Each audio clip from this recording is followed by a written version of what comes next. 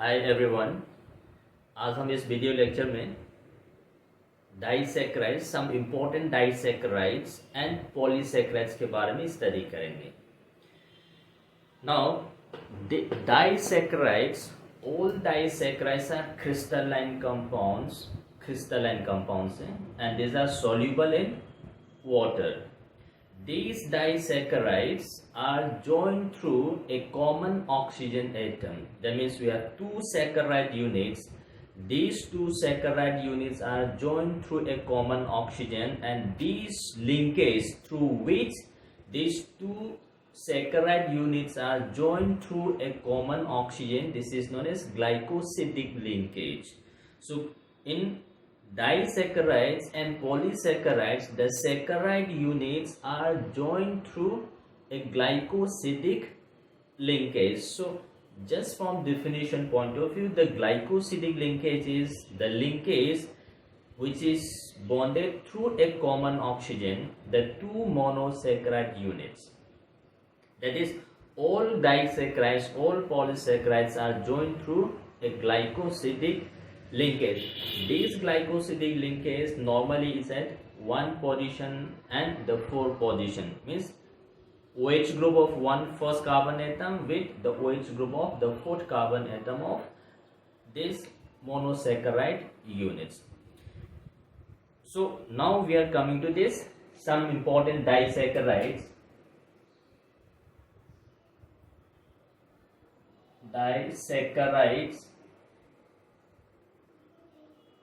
So these disaccharides are crystalline.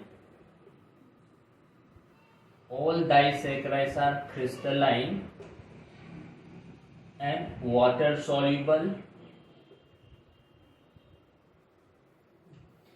Now these disaccharides are joined through glycosidic linkage. Saccharide units are joined through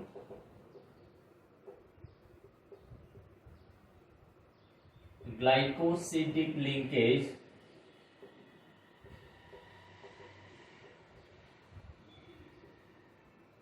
So all disaccharides and polysaccharides, the saccharide units are joined through a linkage which is known as glycosidic linkage.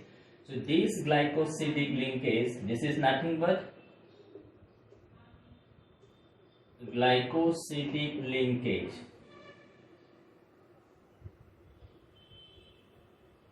This is the linkage through a common oxygen atom in which two monosaccharide units are joined.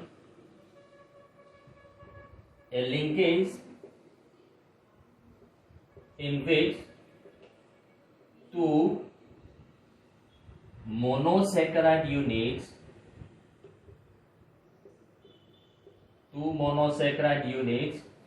are joined through a common oxygen.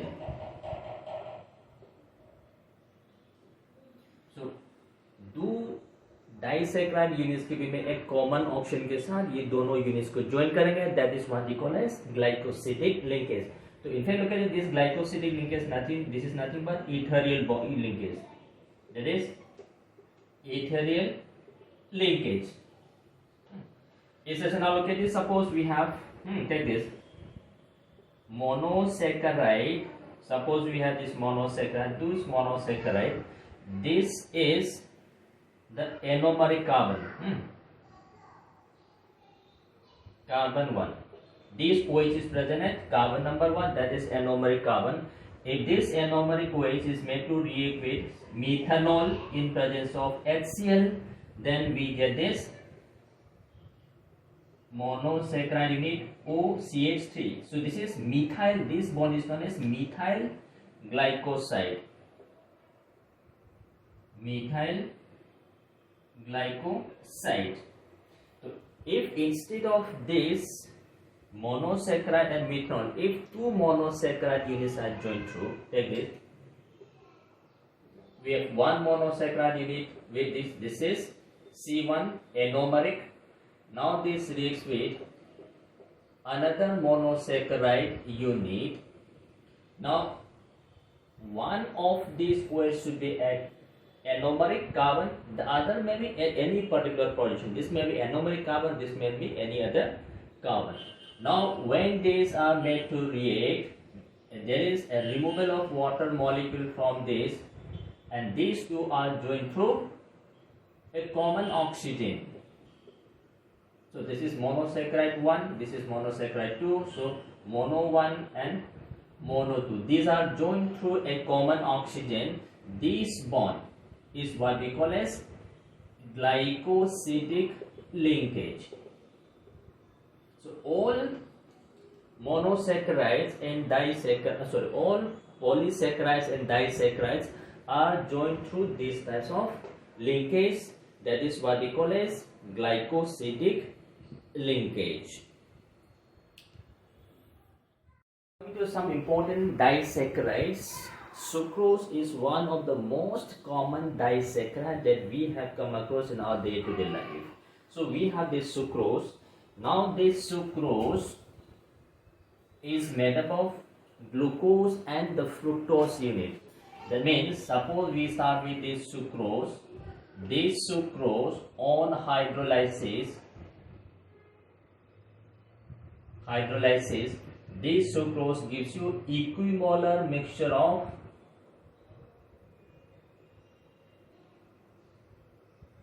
D plus glucose and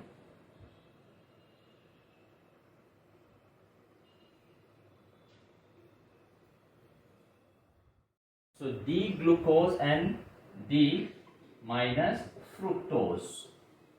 So that means this sucrose is made up of D glucose and D fructose.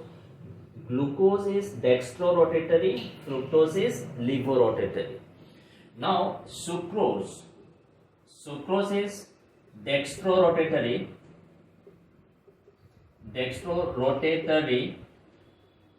in which the specific rotation is plus 66.5 degree. So the rotation is clockwise, so we say this is dextrorotatory. So sucrose is a dextrorotatory compound. This dextrorotatory compound on hydrolysis gives you D-glucose. D-glucose is again dextro form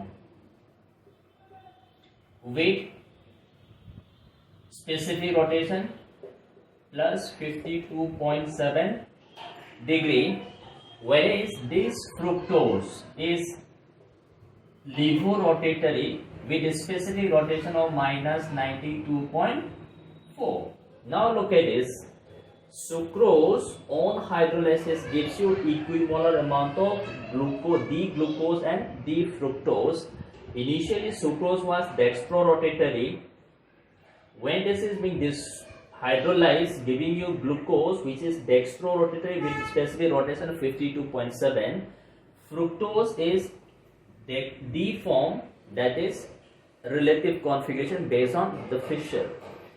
But this is levorotatory with specific rotation of 92 point. Now look at this. The specific rotation of fructose is greater than that of glucose, means the negative value is greater than the positive value. So this resulting solution is levorotatory. So now look at this. Initially sucrose was dextrorotatory. After hydrolysis, the resulting solution, the negative value of fructose is greater than the positive value of glucose. So the resulting is levorotatory. So this change in the sign of optical rotation is known as inversion of cane sugar. So there is change in sign, now positive to negative. So dextro is converted into levo. So this change in sign of rotation is known as inversion of cane sugar. So why this is known as inversion? Because the equimolar mixture contains fructose and dextrose. the specific rotation of fructose is greater than that of dextrose, so the resulting rotation is negative, but the starting compound is positive. So this dextrose form is converted into equilibrium mixture containing levorotatory. So this change in the signs of optical rotation on hydrolysis of sucrose is known as inversion of cane sugar. So that means simply saying this is made up of 1 unit of D-glucose and 1 unit of D-fructose. So we have to identify which is the monosaccharide unit which is present in this sucrose, and why this is known as inversion of cane sugar. That is because of the change in the sign of optical rotation. Why this has changed? Because the negative value of fructose is greater than the positive value of dextrose, which is present in the equilibrium mixture. The structure of this disaccharide sucrose. This sucrose contains alpha D-glucopyranose. So glucose is alpha D form, alpha enomer, whereas fructose is beta D-fructofuranose. So this is beta enomer, this is alpha enomer. Now the OH on the anomeric carbon of glucose combines with OH and the anomeric carbon of fructose. So look at this. This bond, this is the bond through which this alpha D glucose and the beta D fructose is joined through, which is known as glycosidic linkage. So now look at this. This linkage, this is C1C2 linkage. C anomeric carbon of glucose is bonded to anomeric carbon of fructose through a common oxygen. So this is C1C2 glycosidic linkage. Now both the anomeric carbon is involved in bond formation, that is glycosidic linkage. No free anomeric carbon is present, hence this sugar is non-reducing. ये आपके पास non-reducing है. Why this is non-reducing mean?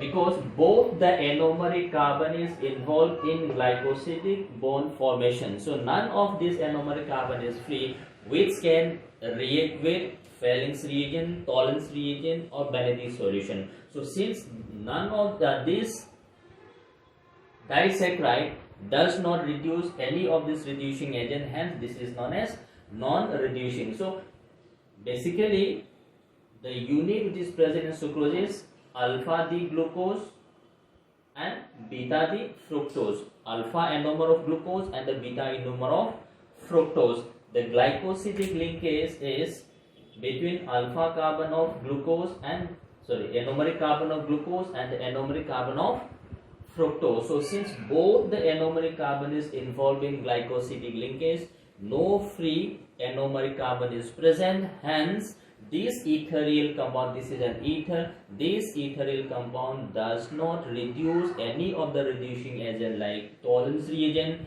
Benedict's solution, Fehling's solution, hence this sucrose is known as non-reducing. So this is the structural unit of this disaccharide known as sucrose.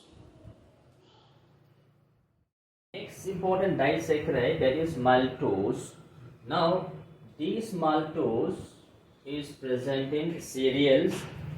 This maltose on hydrolysis, so suppose we are starting with this maltose on hydrolysis gives you 2 moles of D-glucose. So since this maltose on hydrolysis gives you 2 moles of D-glucose, that is dextrose form, so that monomers which is present in maltose is glucose and glucose. So 2 glucose units combines to give you 1 molecule of maltose sugar. So maltose, the structural unit is combination of 2 glucose units to give you the maltose sugar. Coming to the structure of this disaccharide maltose, which is consisting of 2 D-glucose units. In both both the glucose in this maltose is alpha enomer. So glucose is alpha D-glucopyranose and alpha D-glucopyranose. Two alpha D-glucopyranose joins through C1 and C4 linkage. For one alpha glucose, anomeric carbon is involved. For the second glucopyranose, the fourth carbon atom is involved. So this is the glycosidic linkage which is between carbon number 1 and carbon number 4. So glycosidic linkage is carbon 1, carbon 4 glycosidic linkage. Now if you look at the structure carefully, this second molecule of glucopyranose, this anomeric carbon is free. Because of this acetyl, hemiacetal from all free anomeric carbon, this free anomeric carbon is responsible for this maltose to be reducing in nature. That means reducing is because of this free anomeric carbon, or which is in hemiacetal form. This hemiacetal form can reduce Tollens reagent, Benedict solution or Fehling solution. As a result of this, maltose is a reducing sugar in which we have two glucopyranose rings through C1 C4 glycosidic linkage. Disaccharide is lactose, which is also known as milk sugar, which is present in milk. So this lactose on hydrolysis gives you equimolar ratio of D-galactose and D-glucose. That means this lactose, the monosaccharide units which made up of this lactose sugar is D-galactose and D-glucose.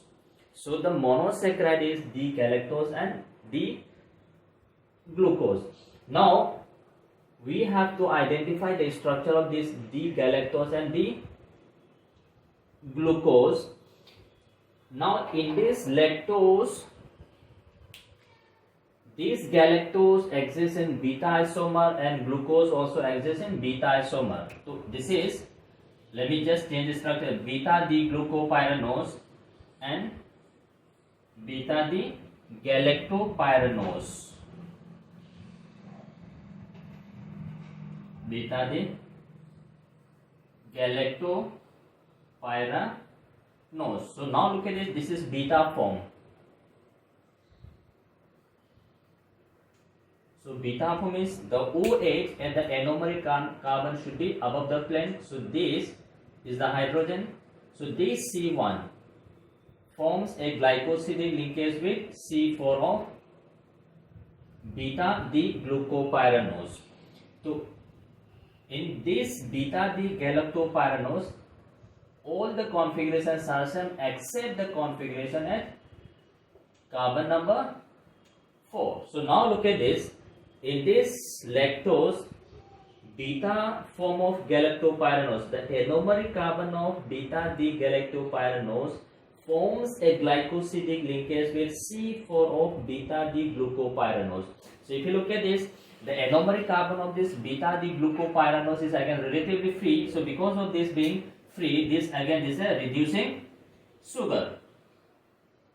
So this lactose, all disaccharides are reducing except the sucrose. Why sucrose is not reducing? Because both the anomeric carbons are involved in formation of glycosidic bond.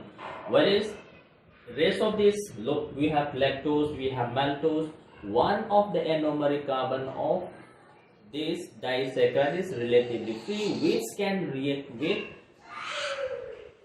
Tollens reagent, Benedict solution or Fehling solution. Hence these are known as reducing. So again now look at this, we have C1 C4 glycosidic linkage. In this glycosidic linkage, C1 anomeric carbon of glucopyranose is free, which is the reason for this being reducing in nature. Now glucose and galactose, there is a difference in the configuration of carbon number 4. So in glucose, OH at carbon number 4 is below the plane of ring, whereas in case of galactose, OH at carbon number 4 is above the plane of ring. So these are some of the important disaccharides. Their structural units, glycosidic linkage, they are reducing or not reducing. and what is the monomeric unit that is being present in the disaccharide. Coming to polysaccharides, the most important polysaccharide, that is what we call as starch. And now look at it, this starch is a polymer of alpha D glucose units. So the units or the monosaccharide units that is present in starch is alpha D glucose units or alpha D glucopyranose units.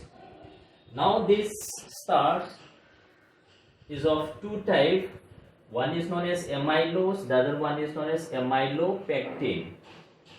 Now the structural difference or the difference between these two is amylose is water soluble, amylopectin is water insoluble.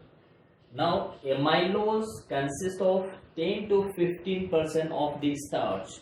So total starch आपके पास है उसमें से 10 to 15% is amylose and the rest, that is 80 to 85%, consists of amylopectin.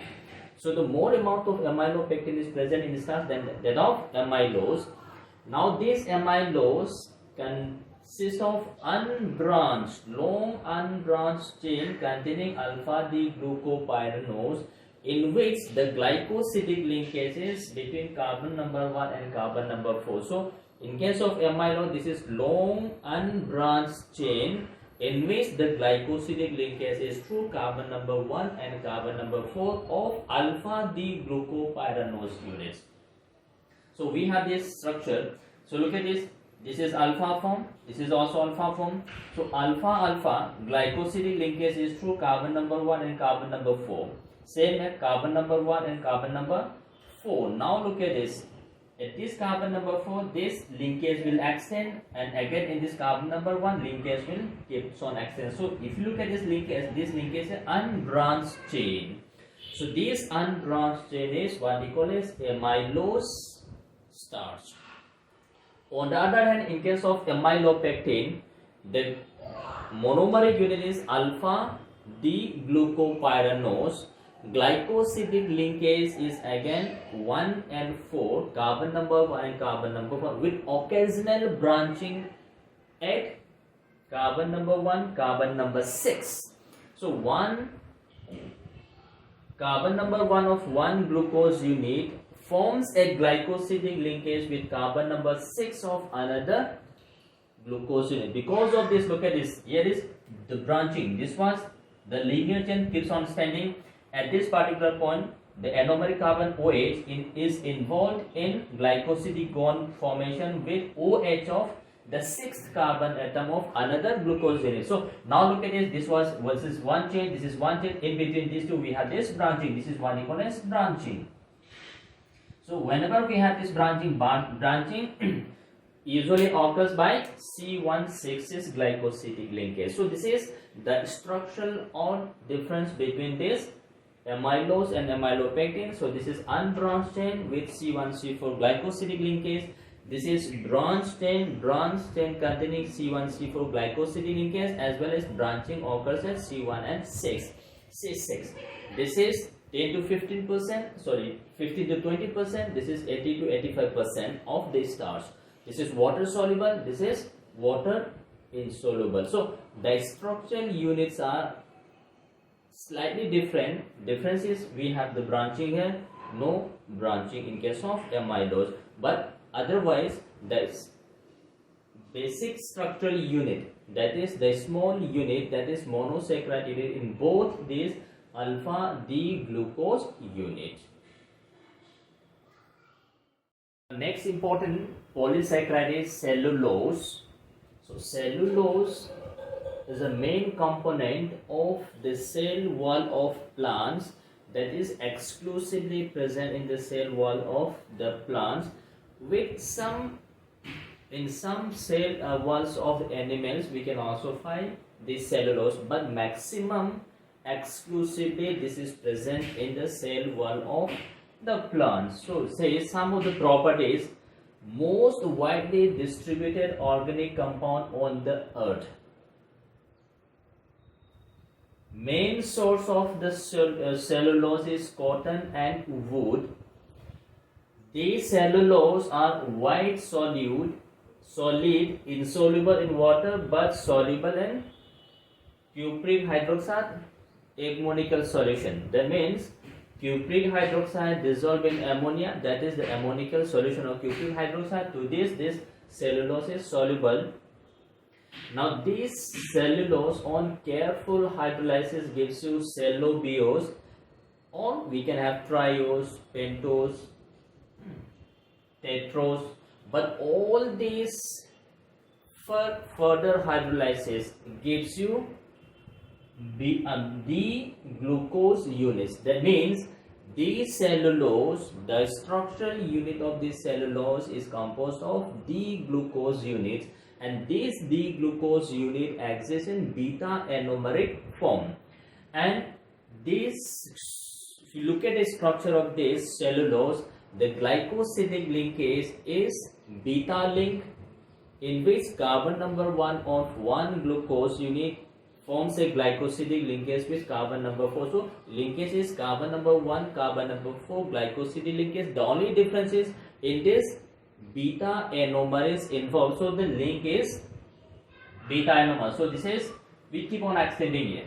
To now look at this, this is anomeric carbon which is out of the plane of ring, so we have this beta. Now this carbon number 1 of this beta isomer OH forms OH of carbon number 4, so we have this glycosidic linkage. This is C1C4. Same here, C1C4. This is C1C4. This is C4C1. So this is the unbranched chain containing beta D-glucopyranose units. Whereas in case of stars, we have alpha D-glucopyranose. The linkage was alpha linkage. C1, in both the case C1 C4 glycosidic linkage. In this also we have C1 C4 linkage. This is having beta linkage. That means the beta ionomer is present, so linkage is through beta ionomer. Whereas in case of stars, linkage is through alpha ionomer. So cellulose contains beta linkage, whereas stars contains alpha linkage. So this is the basic structural difference between cellulose and stars. So these are the structures and the properties of some of these polysaccharides and disaccharides. Taste for carbohydrates. How do we taste for carbohydrates? So there are some tests that we can carry out for distinguishing carbohydrates. The first one is these carbohydrates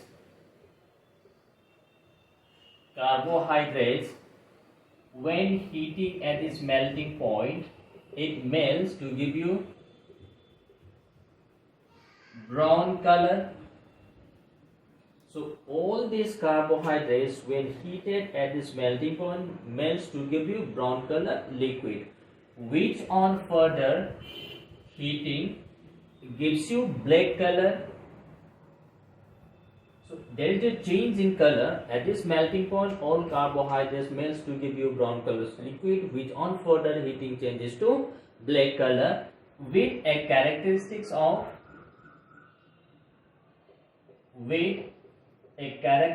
burning sugar, characteristic smell of burning sugar. So this is one of the tastes that we can, by use of which we can identify carbohydrates. So all carbohydrates on heating at melting point first turns into brown liquid, which on further heating at higher temperature changes to black color liquid with a characteristics burning of sugar burn.